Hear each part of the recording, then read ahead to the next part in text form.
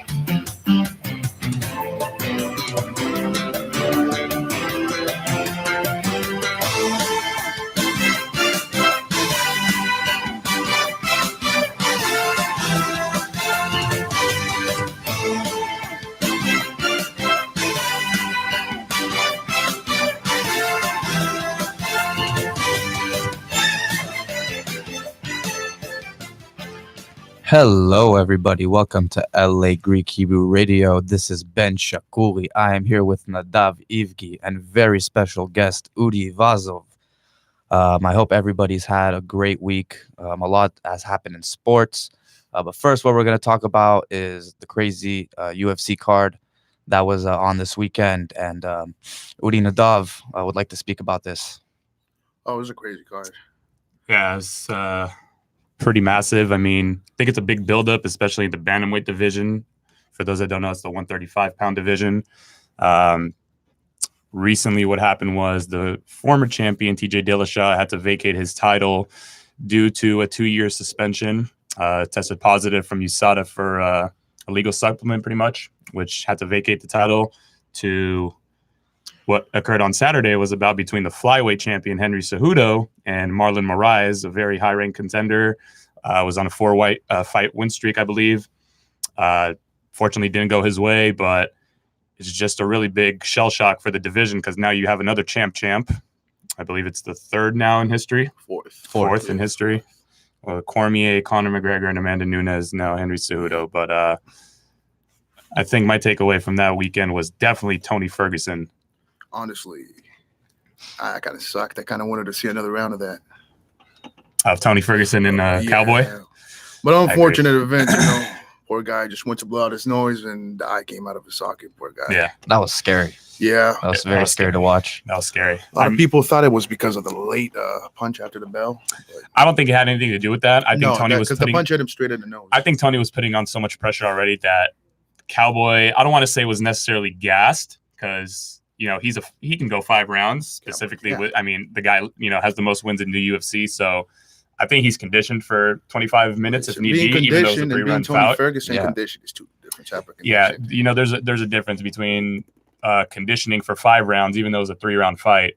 There's a difference between MMA fighters conditioning and Tony Ferguson, who's a guy that's said by his head coach, Eddie Bravo, he's literally seen him go 12 rounds sparring, with professional guys. And it just makes you really wonder how good is this guy and why hasn't he been given the opportunity?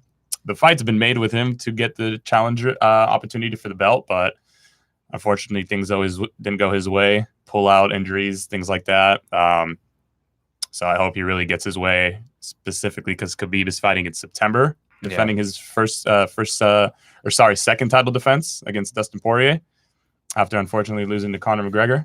But I think the UFC, all the fans, including all the matchmakers, Dana White, Mick Maynard, Sean Shelby, all these guys, the 5 times they put that fight together, I think it's just been unfortunate that it hasn't been able to play out. Yeah. I think that's really what the UFC fans are looking for in that lightweight division, specifically. I hope we see that.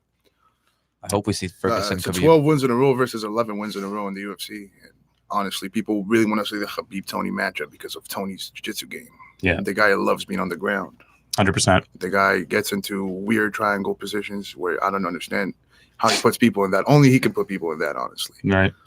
And then you got a guy like Khabib who Who's a mauler? Black belt, combat sambo champion, multiple time world champion combat sambo, freestyle wrestling, you name it. The guy's a freak, but It's a different animal. it's a different animal for sure. So we'll see. But, another really interesting fight in that card this past Saturday in the women's division.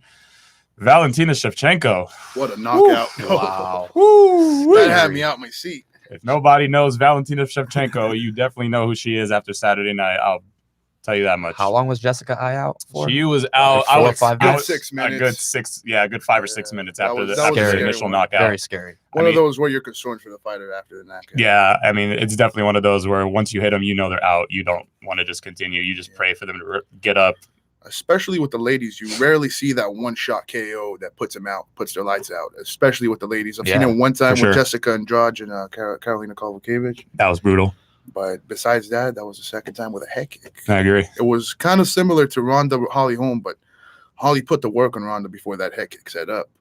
This was just that was the first kick she threw in that fight. I think what stands out with Valentina the most out of all the women, the top women contenders, Cyborg, Amanda Nunes, Holly Holm, I think not only her speed, she's a tactician specialist with her stand-up specifically, her Muay Thai, her kickboxing. And I think what's really underrated with her is his ground or takedown defense, rather. And she can also submit people from the ground. She also has really great submission game. I think she's an all-around fighter. She's the perfect champion. Yeah, I would put her pound for pound number 1 on my women's list. Obviously, there's a hard argument to make with Amanda being right there. Amanda's currently beat the best. She's holding two titles. I know.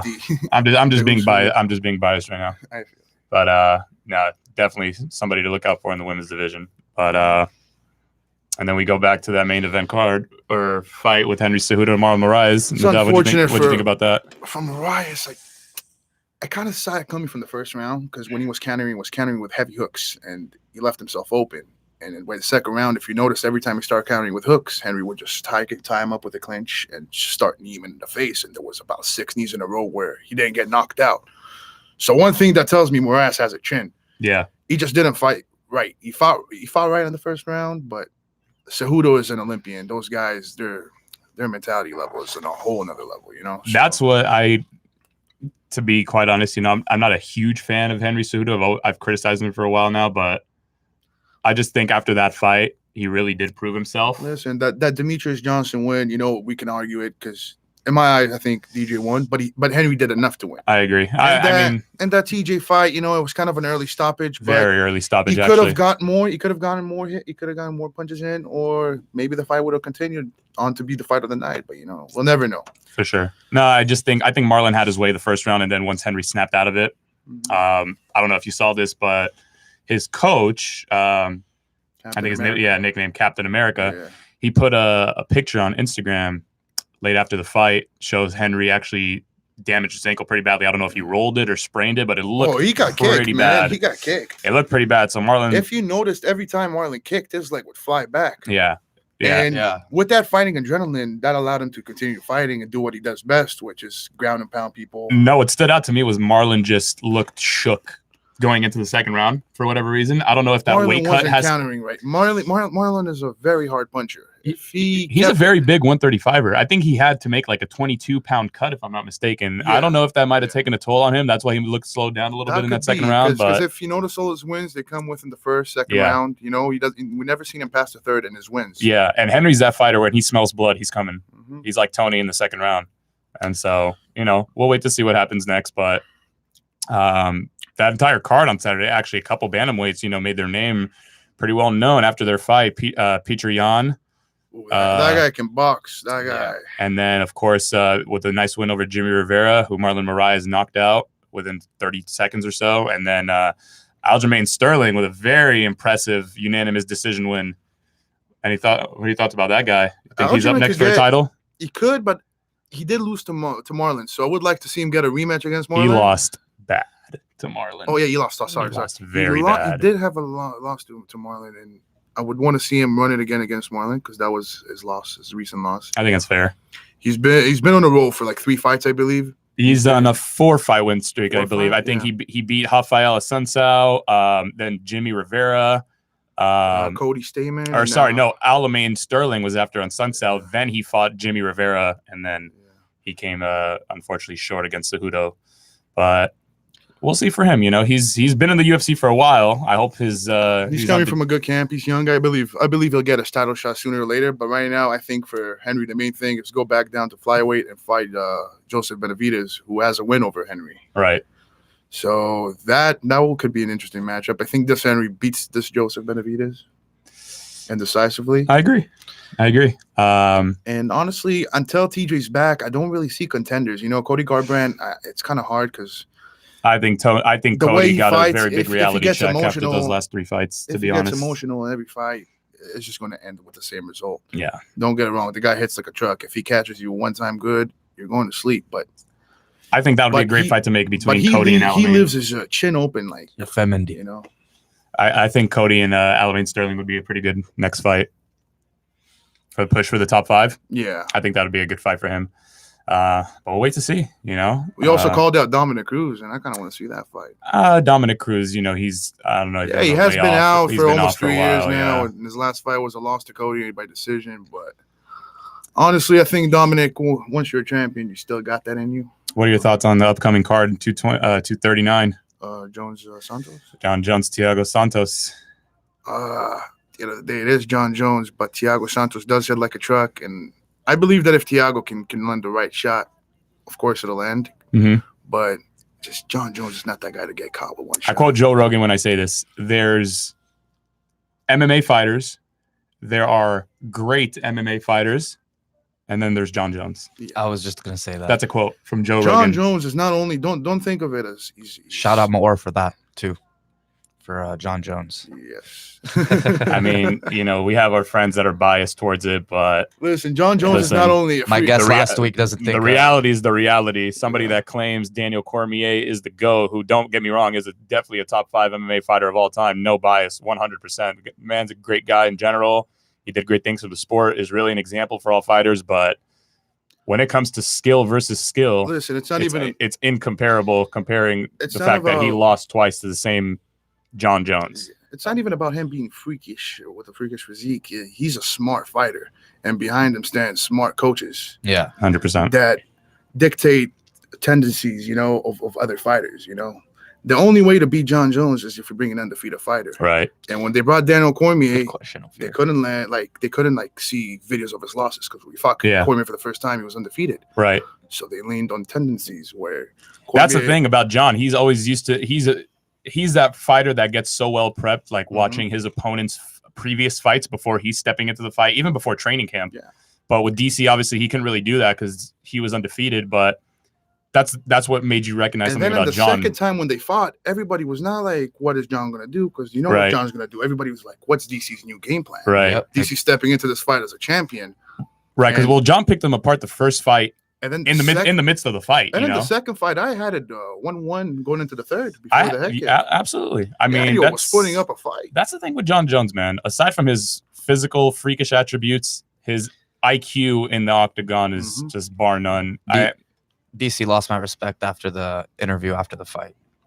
After that specific fight, you're gonna get emotional. It is what it is. But be humble. At the end of the day, be humble. He knows deep down who the real greatest of all time is. Yeah. He's been training for this fight, and now he takes pride in losing to John Jones. Absolutely. DC is a guy that hates to lose, So I am not surprised seeing him, let his emotions out after losing. But we actually have a question in the comments of if Khabib was John Jones' weight class, who would win in a fight?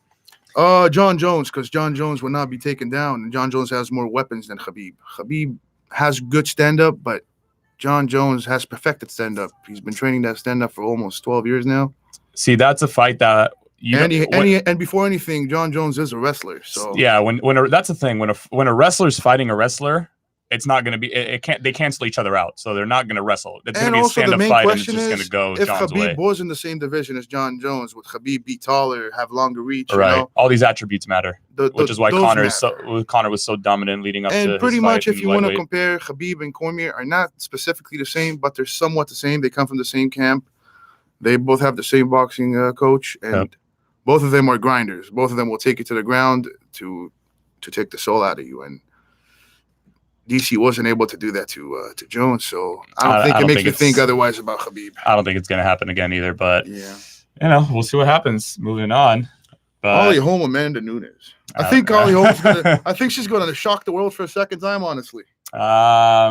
Listen, I'm definitely rooting for Holly, but Amanda she's so in form. It's scary whoever you put in front of her for that opponent, because the way she finished, who was kind of, I think, by far the most feared woman in all of MMA.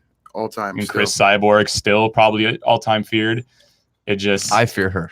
Listen, Chris, that tells you something. Chris came out not right. You don't come like that against Amanda Nunes. Zero respect. She came out here swinging, trying to finish her, get her out of there in 10 seconds. No.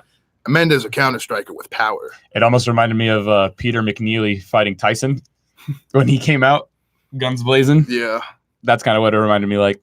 But, well, it was more specifically. She should have had more respect, because Amanda does counter with power punches, with knockout punches. 100%. And you don't come with a knockout artist trying to knock him out and expect nothing to happen just because you're more powerful. She still has enough power to put you to sleep. So. Absolutely. Cyborg's fighting in 240 on the Max Holloway card. That's true. Yeah. That's an exciting fight. But speaking of boxing, we had a very somewhat devastating knockout this past weekend as well.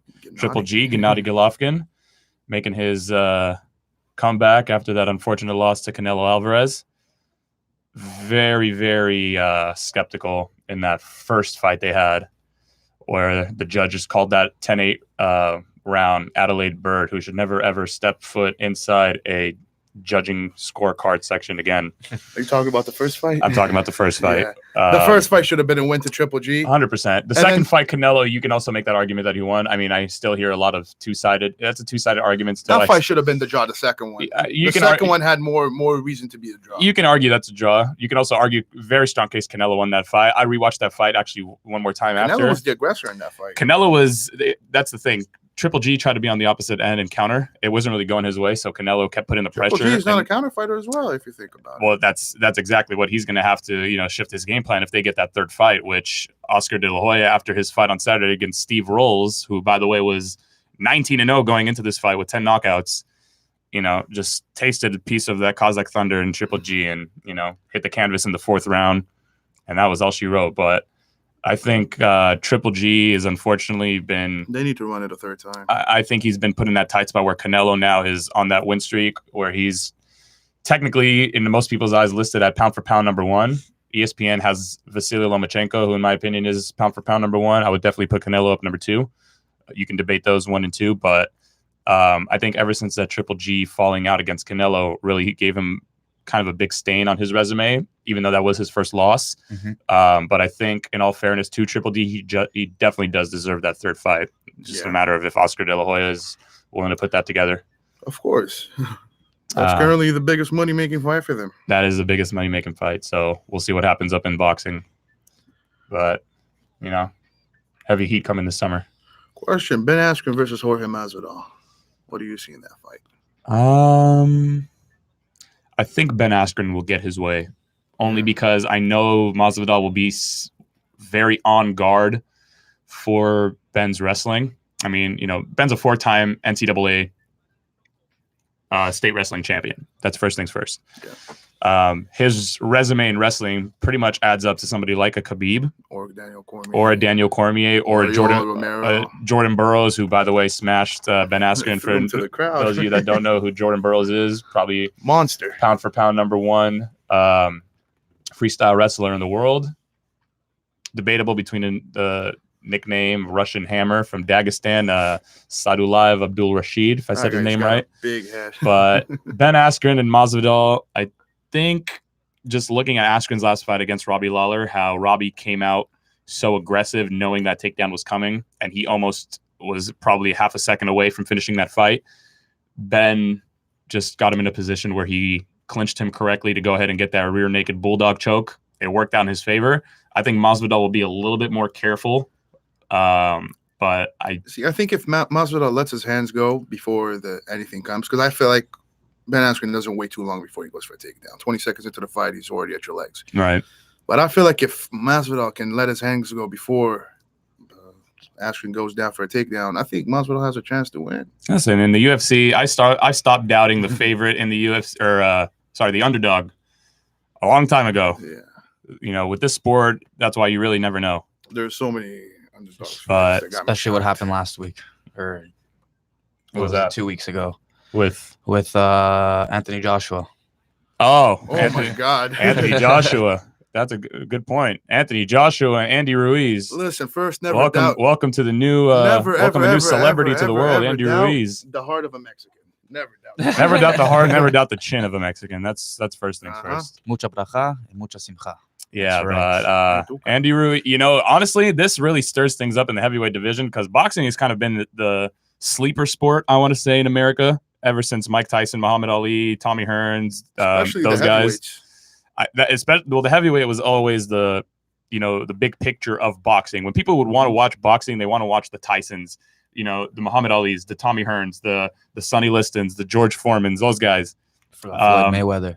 Floyd Mayweather, of course, was always a draw, but the heavyweight heavyweight division was just a standout division. And when you have guys now like Deontay Wilder, like Tyson Fury, and then like Anthony Joshua, who all were undefeated up until Joshua just got defeated 2 weeks ago.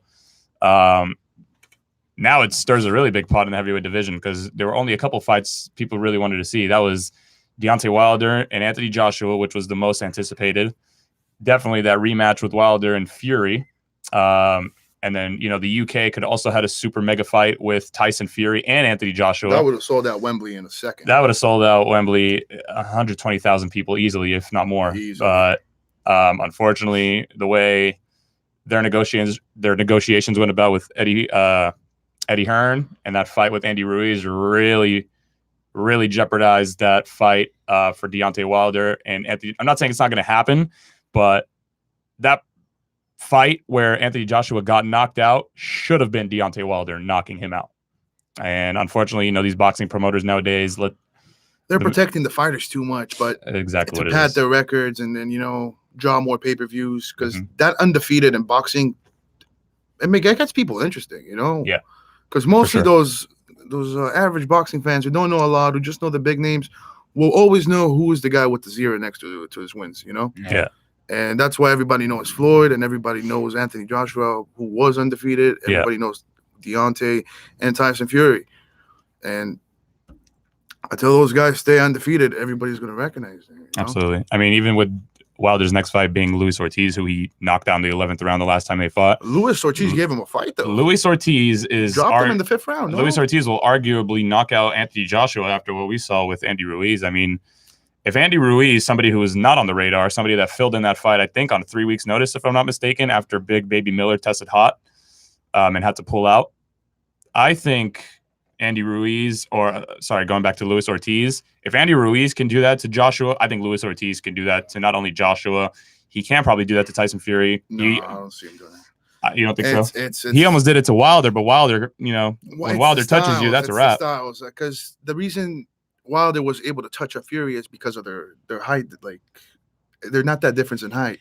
You have to think if Tyson's much more technical than him. Ortiz is 6'2", when he comes in with against a 6'9" Fury, I think Fury's just gonna keep his reach and keep him away. Right. Not gonna let him get close. That's the thing where Ortiz has Wilder that power.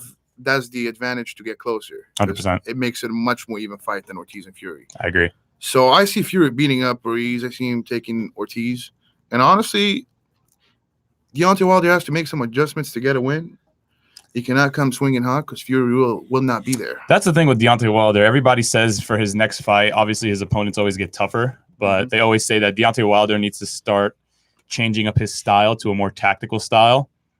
And I was hearing a quote, or I read an article some time ago, and it was a well-known boxing coach, Nassim Richardson. What he was saying was, Deontay Wilder is that guy that you're always going to tell him to make a correction or adjust for his next fight.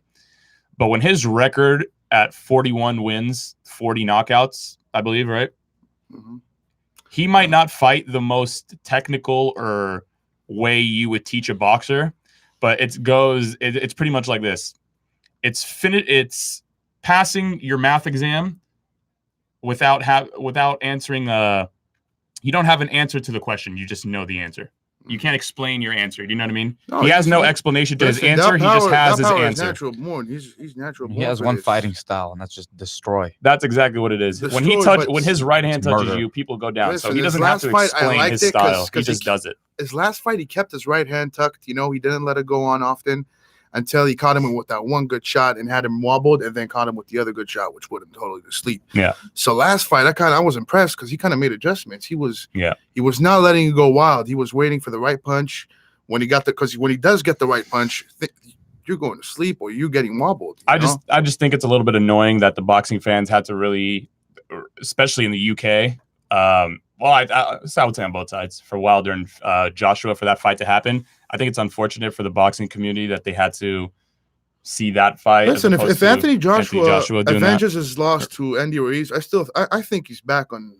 I think he's still back on the top. I think people are looking more forward to after that incident. It's just that the undefeated. You're forgetting that he could have fought. Makes the average boxing fan. He could have continued that fight. That's what you're forgetting. That was a dispute there. That if he just told the ref to stop, he was taking a beating. And not only did he stop, he was definitely taking a beating. You can make a very good argument that fight. And if he got up, Ruiz would have just continued to swarm on him with punches. I just think what it concludes is Deontay Wilder and Tyson Fury rematch is going to be more looked upon than Wilder and Joshua fighting now, specifically 100. Only because Joshua got knocked out. 100%. So I think the rematch between Fury and Wilder is more wanted. From the boxing community now, of course, especially the way that ended out. Yeah, because in my eyes, I had a 9-3 Fury. Yeah, well, Fury was going to win that fight. Good to see the heavyweight division stirring up again. Yeah. You know what I mean? They still both got that O next to the win. They still both got that O. So it is always interesting. Well, I mean, aside from heavyweight boxing, how are your thoughts about Vasily Lomachenko's last fight? Not fair. Not fair. Not fair. I want to see him versus Mikey Garcia. Is anybody versus him fair? Mikey Garcia is a fight. They can fight in the same. Yeah, Mikey Garcia just recently vacated his 135 belt. And he went to fight a big dude. And he went to fight the boogeyman of the welterweight division, Errol Spence. And they had a size difference. Listen, man, Errol Spence had his way the entire night. Mikey was just trying to survive up until after the second round where he just noticed, this guy's way too big and I can't get inside. Mikey wasn't hurt that fight. He just couldn't get going. I respect Mikey Garcia so much, not only because of the person he is and where he comes from, but his motive for fighting and his style of fighting. Very aggressive, very tactical. You know, his coach, brother, Robert Garcia, who was a former champ back in the day. They really know their stuff. That entire boxing academy really polishes their fighters well. And a fight against Lomachenko. Were they from Oxnard? Mikey is originally from Oxnard, but they live in Riverside now, where they have a pretty nice size gym. And Robert Garcia takes in youth, trains them up. They live, I believe, at the gym. They have their own rooms. They have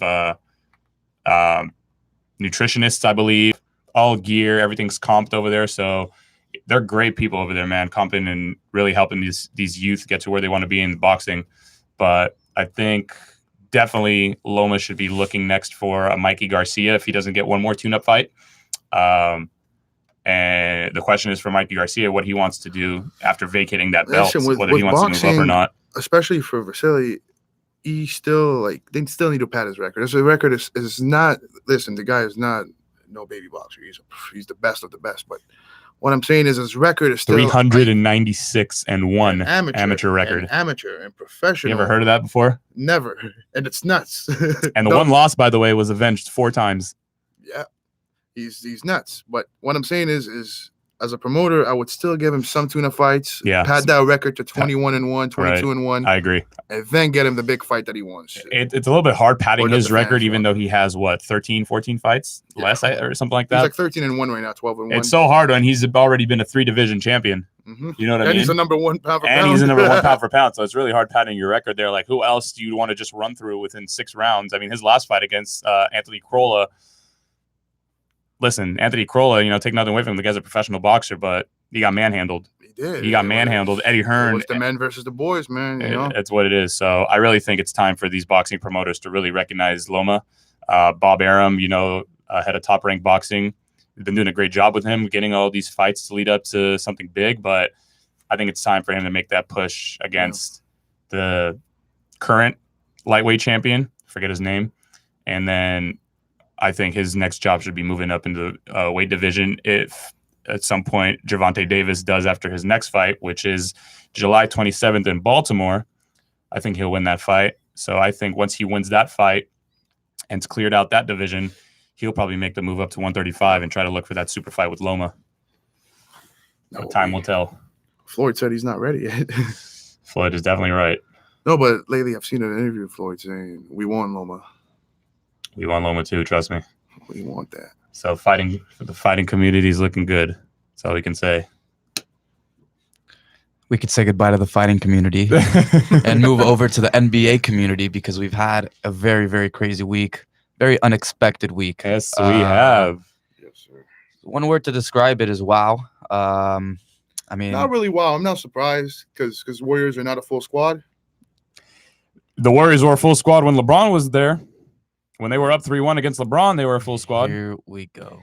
Let's just get Is that right? started. Yeah. You know? So Wait, are you talking about 2016?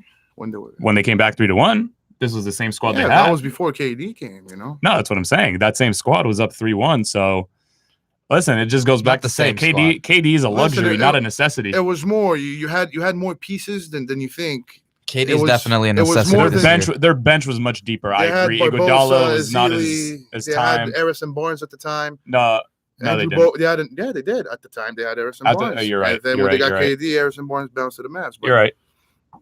But what Yeah. I'm saying is they had more assets from the bench before KD Of came. course. What do you mean? Now it's just Draymond Barbosa. Clay and a bunch of late draft picks that they got later. Yeah. And then you thought it was over at KD signing, and then here you go. You throw in the best center in the league at the time with DeMarcus Cousins. Who's Hey, not Not in at the my- time of signing. No, at the time of signing, he was definitely the best center in the league. I don't think there was a debate there. Listen, he's not the same player that he was after that injury.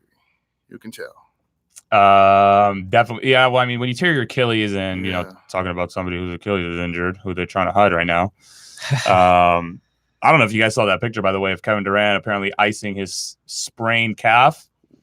That doesn't look like a sprained calf to me, ladies and gentlemen. That looks like an Achilles either ruptured or partially torn. It looks like an Achilles troll But- because he's playing tonight. So, I mean, that's Is he playing tonight? yeah, Is he? confirmed Is it confirmed? in the starting lineup. Is he? Confirmed. Yes. When I see it, I'll believe it. I think it's a bluff. That's by what the I say. When Warriors. I see it, I believe it. I think it's a bluff too. Thank you for bringing that up, Nadav. What I really wanted to touch on was this. I think this is a hiding game from the Warriors' end, but more importantly, because they really sincerely care about KD. So this might sound like a crazy theory, but hear me out.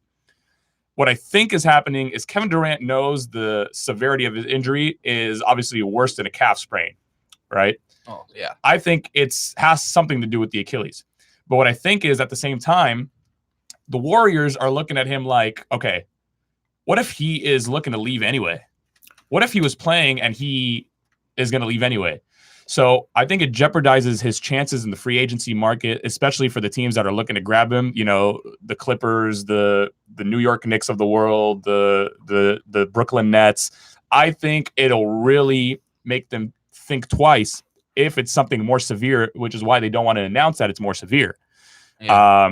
But what I think they're doing today, if they're announcing that he is in the starting lineup, I would say maybe kind of to prove that it is not worse than the calf sprain, that in the free agency market, somebody will still obviously want to grab him because it is Kevin Durant, who arguably is probably the best player in the world right now. Yes. As much as I love LeBron, I would probably give my hats off to KD right now as the best player in the world.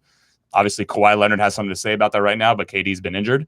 But that's just my theory, that I think it's much worse than what they're saying it out to be, in a sense to protect KD. So we'll really see how that plays I think out. with KD, even the Raptors still take it. It's just going to be a tighter game in my eyes. Listen, It's back in called it. Toronto tonight, right? Yeah. Okay. Yeah, I called it from the beginning of the series. A few people could vouch, but I did call it before the series that the Raptors were going to win in 7. Although I did know that KD was injured. Would you have said that with KD playing? No, Oh, okay. no, and that was actually one of my reasons. I said this, I believe, 2 weeks ago. I said this. That was actually one of my reasons why I said Toronto was going to win, because they won the season series. Mhm. No KD and the home court advantage. So, I mean, those are my 3 reasons. You mean like, This thing's listen, tripping out. against Portland, they didn't have KD, but I just don't think KD. I don't think the Blazers were experienced enough to take on Steph and Clay at the time. Definitely. I mean, I think even in the regular season, they kind of shrink under the pressure when they play Steph and Clay. But it's different in the regular season and playoffs. You see. Of course, it separates the men from boys. 100%. But it's not like Damian Lillard and CJ McCollum haven't been in playoff waters before. It's just that Steph and Clay never been against a championship squad. Absolutely. It's specifically in the West. The way that builds up is these top 4 teams are so heavy loaded that anytime they run up against the Warriors, it's like, okay, wow, are we really worthy of the 3rd seed, or are we really worthy of being this high? You know what I mean? They're worthy, but it's not enough. It's a different ball game. Yeah. It's a completely different. Toronto's playing with a different mentality than they're used to playing. Toronto's playing with. They're playing with. First of all, in my eyes, they have 3 guys that. Those 3 guys is the reason the team is doing so good, and it's Serge Ibaka, Marc Gasol, and Kyle Lowry. Yeah. Before I say Kawhi, don't get it wrong. Kawhi is the biggest reason, but these guys bring leadership and grit. And you have 3 guys who were defensive player of the year. Ibaka was the defensive player of the year, right? No. Marc Gasol was defensive player of the year in 2012, and Kawhi Leonard was a 2-time defensive player of the year. Ibaka led the league in blocks for like a few years. He led the league with almost 3 blocks a game. Ibaka with the blocker. They're the best team defensively, efficiency-wise, and I think they're I want to say 1st or 2nd in defensive win shares as a team collectively. Listen, these guys showed the way that they can bounce back. But here's the interesting thing. What happens with Kawhi? Is this team going to be like the 2011 Dallas Mavericks where they just, made their run in the playoffs, took the ship, and then what happened from there? Are they going to be like one of those? I have no reason to leave if I'm Kawhi. I have a reason to leave if I'm Kawhi. I definitely have a reason to leave if I'm Kawhi. Specifically with the free agents this coming off season. We're talking really heavy loaded top 20 players. Kevin Durant, the Jimmy Butler, Kyrie Irving, Klay Thompson, Bradley Beal, Anthony Davis, of course, is in the mix in there. So these are all big names that are going to be moving around, and these are key parts to shifting around the league. So, if Kevin Durant, let's say, and Kyrie team up in New York or Brooklyn or wherever they're rumored to go, how do the Warriors look now? So that's leaving a debate that if Klay wants to stay and sign that Supermax, or if the Lakers can offer something a little bit more appealing. Listen, on top of that, his father was a former Laker and he wants his son to be in LA. I think, and this is no bias aside, this is just personally thinking what would look good. I still think they're top contenders without KD. Who, the Warriors? Mm-hmm. Oh, without moving them around? Listen, if they don't have KD, they don't sign him this summer, they can sign a lot more of assets that will come off the bench, just like in 2015. I'm sorry, I stand corrected. Bradley Beal still has 4 years on his contract, but he could still be moved in a trade deal if they swap him with what I was hearing was like Alonzo Ball and the 4th pick they have. But I'm just saying the big picture was not only the free agents, just saying that the way players are moving around and obviously looking to kind of join up, which is kind of what the league has come to. That's really going to change things not only for the Warriors, but also for Kawhi, because I don't think Toronto is going to be as top heavy as they were in the playoffs next year with or without Kawhi, to be honest with you. Marc Gasol's years kicked in. Siakam will improve. I don't know about Kyle Lowry, but it's still. How many years are remaining with Kyle Lowry? Kyle Lowry? What is Kyle Lowry now? Is he third? I think he's in his 30s. He's in his mid-30s or something like that, right? Something like that. I don't know. Kawhi, I'm staying at Toronto and I'm trying to get guys to come to me, honestly. That's what I'm saying, too. That's also a valid argument. You came to this team, blockbuster trade, winning a championship, doing something that it's a valid the player you got traded for was trying for almost 10 years for him to leave. To do. Yeah, I mean, listen, if he wins today, he's accomplished something amazing for the city. I mean, it's going to be their first title ever. For the country, not the city. Oh, yeah, sorry, for the country. What am I even saying? Yeah, Canada. So, I mean, shout out to Shmuel Teichman. I personally think Kawhi should definitely explore his options in a bigger market. Obviously, Toronto is, I would say, a fairly large market specifically because it's the only team in the country. But I mean, I would want to see him. I would want to see him retire with a little bit more to his, to his resume. I don't think Toronto's the place to do that, unfortunately speaking. I think obviously these bigger markets like the LAs, the New Yorks, the Miamis. You have to turn these these franchises into markets. Like the Bulls were nothing before MJ, and then today they'll always be remembered as the Bulls because of MJ. Yeah. Mm-hmm. So Kawhi does have a chance to make Toronto one of those teams. He does. Vince kind of did that, but even though Vince didn't take it to the but next winning level. Rings and winning dunk contests, it's kind of different. Yeah, 100%. Vince is a Agreed. legend. Don't get me wrong, but Listen, Toronto's been in that turmoil part, just like when Cleveland was. Even when they drafted LeBron, they were like, "Oh, we have our savior here. He's going to win us a ring," and that still took a while until he had to leave to Miami and then come back to Cleveland with Kyrie and Kevin Love to win that ring. But it just comes to show you that nowadays it's not really about rebuilding a market; it's just about winning championships quick. That wasn't good. it's all good. But Since Mora wants to bring up AD, where do you think he's gonna go? Anthony Davis. Yes, Anthony Davis. I mean, we've had the drama this past season and Listen, before the trade deadline. I don't know. I want him to come to us, but I'd rather wait till next summer with that. And he's not going to wait till next summer. So I'm just not willing to give up 2 guys from the young core for him. I'm sorry. Not anyone from the young core. Not Ingram, not Lonzo. The young core, believe me, they're going to make you happy in the next 5 years. They're going to be that. They're going to be all-stars, those 3 guys. And From your mouth to God's ears, I really hope so. I pray so too, And AD is a great player. And if I wasn't a Laker fan, I'd make that trade happen right now. But because I'm a Laker fan, I don't like moving all the young guys. I think it just ruins the young purpose guys. of what Magic. I mean, kind of irrelevant speaking of Magic, but I just think it's a little bit of a. I think it'll ruin a career specifically for Ingram, Kuzma, Lonzo, who I think Lonzo should. I don't think Lonzo's moving personally, not only because it's Or I'm loving the comments. personally, but I just don't want him to really leave the LA market. I think he fits perfectly with LeBron. I think they just need to make a little bit of adjustments with their lineup. I think who they have on the court at the same time together needs to be shifted around.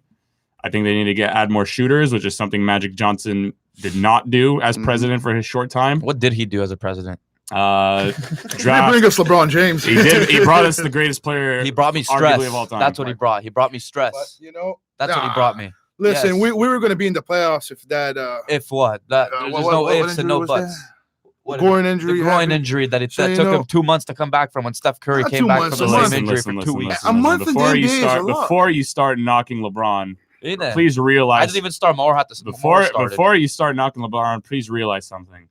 The guy put the team. Who was his second best player on that Where team? did he put on the? Who's his second best player on that team? Which one? On this current Lakers team? Ingram. Who? Kyle Kuzma. Kyle Let's Kuzma. put Rondo there because When your second best player in the West is Kyle Kuzma, it was in his second year this year, right? Dude, but it's How do you think any other player could have held that team to 4th place in the West? we went from 4th place to Right. 13th. No. Absolutely. Listen, last why? year- Why? Why? Because LeBron didn't play for Beca- 2 months. Why That's didn't Why didn't he play? He missed 17 games. Because of a groin injury. Right? That should have never taken him that long to come back from. How do you know? Because Steph Curry came back from that within 2 weeks. Steph Yeah, Curry but is you also have to somebody think- with a long record of injury. This is So, the first time in the guy's Okay, career but where he's his injured. his treatment's a little bit more. I don't really want to say that his was more severe. It was probably much less severe if he came back in 2 weeks. But something like a groin, something like a knee, is not really something to play around with because that's something that needs to take time to recover. For example, if you brought LeBron earlier than needed, let's say he only missed 5 or 6 games as opposed to 17, and that was bringing him back way too early to where his injury gets more severe. Is that really a risk you want to take? Or is that something that you let him recover because the guy spends approximately over $1 million a year on his body in physical training and conditioning? So, question: what happened when the man came back? Absolutely. We kept on losing. Absolutely correct. We kept on losing. Absolutely. They You kept on yourself losing. have ripped LeBron for his. I ripped LeBron as And well don't for forget, his, we for his lost- bad when defensive he effort, came but then I back, came to realization that lost he Lonzo was in the not process playing too. like himself because that injury was still taking a toll on him. He was not 100%. He was not 100%. His whole theory was to try to at least keep them in the playoffs, but once that fell out, it's not worth risking that injury to get more severe for the next season because he's going to come back. And mark my words, I'm going to go on record saying this right now. LeBron James, if he doesn't win the MVP next year, he will definitely be in the top 3 for running MVP. I can guarantee it. Listen, I mean, I don't ever bag on his game. He's a good player. Don't get me wrong. I never said he's a bad player. I'm not saying you're bagging on him. It's It's the just it's a effort. little bit annoying where people say that he wasn't giving effort. Yes, obviously after the injury, you could see his effort wore down. I'm agreeing to that 100%. His defensive effort was really I would bad. get angry watching games. I was getting angry as well. It was pretty bad. It's not the LeBron I'm used to seeing, but you have to understand this is the first major injury in his career.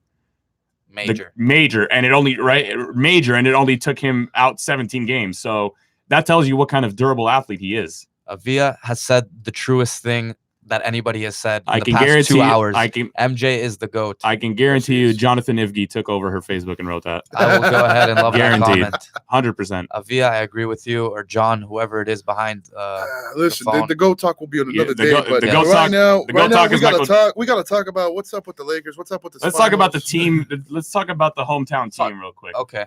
Now we have another hometown team in the Clippers. No. That hometown team will always be the little brother of the real Little hometown brother, team. but I they- was never but even a they Laker have the fan. I just man- don't want but any they have the man who brought Kobe and Shaq. I don't want together. any misconception here. I was never a real true Laker fan. You know, I had the right to be ever since Lonzo Ball and LeBron James were there. Just to go on record, I think I have a little bit of right there to be a fan or follower there.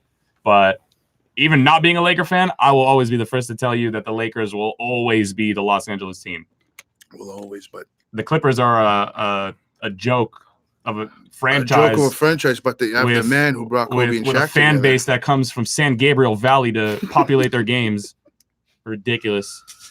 Listen, fans or no fans, cheap tickets, no cheap tickets. They have Jerry West, and Jerry West Jerry West is flipped out. known to flip franchises Listen, around. don't get me look wrong. Look at our Lakers team in the early 2000s. Look at those Warriors. squads. Don't get me wrong. Jerry West will definitely Look have at an the impact on Grizzlies. The Clippers. Grizzlies made the playoffs like 8 years in a row, making the second round, making the the Western Finals at one point. All right, so I have to ask you guys this because of all this speculation going around with free agents and kind of who's going to go where. Mm-hmm. Ben, let's start with you. What do you think is the final move for the Lakers? What do you think is going to happen July 1st at the deadline or before? LeBron and Anthony Davis are going to be teammates. That's what I was thinking to myself earlier today, and I have a pretty good feeling. So who's moving? Who's moving? Right. Unfortunately, it's going to have to be one of the young guns, even though we don't want that and we don't like that. It's going to be at least one or two of them. Okay. Listen, we don't have that. Listen, are we keeping McGee by any chance? He's a free agent, so I heard him not too long ago on Undisputed with Skip and Shannon say that he's just kind of waiting to see if they're going to offer him another deal. See, that's the thing. I would definitely offer JaVale McGee another deal. I think he was a very big pinnacle in their defense this year. Yeah, I mean, look at that. But we just need more. We just need more than You just got JaVale. dunked on. That's just kind of killing the point. But Yeah. JaVale averaged career high in points. He averaged career high in rebounds. I'm pretty sure he averaged career high in field goal percentage and blocks this season. So I definitely think that's a big. I think we're the return for first team them. to ever let him start. No, we're Washington. also let him start. No, he started it. He started. started in Washington. Started in Denver. No, he came off the bench in Denver. Who did he come up? Nene. For Yeah. Nene, that's right. Nene and Mozgov and Costa Kufis. That's right. No, he They were pretty top loaded with The centers. I remember, manimal. but The manimal. Kenneth Fareed was playing power forward there. But I mean, listen, if Anthony Davis, that's who you said? if we lose JaVale, we're gonna need a solid big. And Listen, I know JaVale is great to come off the bench, when you need size there. And we let him be a starting center, and he did good with that, but it's not enough. it's not enough. It's Anthony definitely- and Davis will Tyson Chandler complete wasn't us. enough. But if there is a way or somehow we can wait till next year that we can bring Anthony Davis with the young guys and LeBron, then we really do have a contending squad. So let me ask you this, Nadav. You think Anthony Davis is the only acquisition they get this offseason? I'm saying if we can go after Clay or AD, these are my top two that I want, Clay and AD. Yeah. Because those fit our system. I think Mhm. I think specifically Clay fits the system. We need I don't shooters. want to say. All right, you know what? I'll go ahead and say this. I think he'll fit the system better than Anthony Davis would. Obviously, I still want Anthony Davis because he's the most dominant big man in the league. It's not even close. So that'll just give a very big vocal point defensively and also another piece offensively. Obviously, his numbers will decline just a tad because of LeBron being there. But what I think is going to happen is ultimately they will get Klay Thompson and Anthony Davis. That's just my theory. Okay. If they can complete that, That's all unfortunately speaking, they'll probably have to give away Kyle Kuzma, Brandon Ingram, and Lonzo. Hopefully, maybe keep Lonzo and give away Ingram and Kuzma. Take them. But obviously, those two caliber players are worth it. I just think the system would revolve a little bit better around shooters, specifically with LeBron and Lonzo. An experience. Well, Players with experience. when LeBron and when you have a guy like Lonzo and LeBron, Lonzo has the facilitating ability of. Am I as if we give up Lonzo right now, we're gonna regret it in in the later times. 100%. In like 5 years, we're really gonna regret it because he's gonna put on a show and he's gonna lead the league in assists and steals, and I see that happening. Lonzo he's a really big pinnacle point guard because he's a different type of point guard than there's not a lot of like him point in guard NBA. today. You know, the NBA point guard today is very flashy. If we're not talking a Steph Curry or a Russell Westbrook or a Kyrie Irving or one of these guys or a Damian Lillard, the NBA point guard today is not what it was, 10, 15 years ago, where it's a pass first look. A Russell Westbrook who even averaged 10 assists a game, he's not a pass first player. It doesn't come Kyrie's off not a pass first player. Steph Curry's not a pass first chaser. Yeah, Kyrie's not a pass first player. Damian Lillard is not a pass first player. Lonzo Ball is a pass first player with high defensive win shares. He's And he's long, 6'7". But he's also a pass first player because he's scared to shoot. yeah, but when you play with a guy like LeBron, you'll feel more free to shoot. Not necessarily. I feel like LeBron puts a lot of pressure on players to like really hit their shots or to really come through for him, if you know what I mean. That's same thing. That's like the Kobe effect. Like not a lot of people like playing with Kobe because of that pressure. No, Kobe was a different type of pressure because Kobe would make his teammates live up to his own standards, which is virtually impossible because Kobe is a one-in-a-generation player. But LeBron, I don't think his teammates are afraid because if you go back to Game 3 of the finals last year, where they were up by 4 with about a minute and a half, 2 minutes left, and Kevin Durant made this, hit 3 and then got another jump shot, I believe, put him up 1. LeBron drives drives to the basket going left. Kyle Korver's wide open. He made the right pass. He made the right pass. Kyle Korver is the top 5 3-point shooter of all time percentage-wise. Yeah.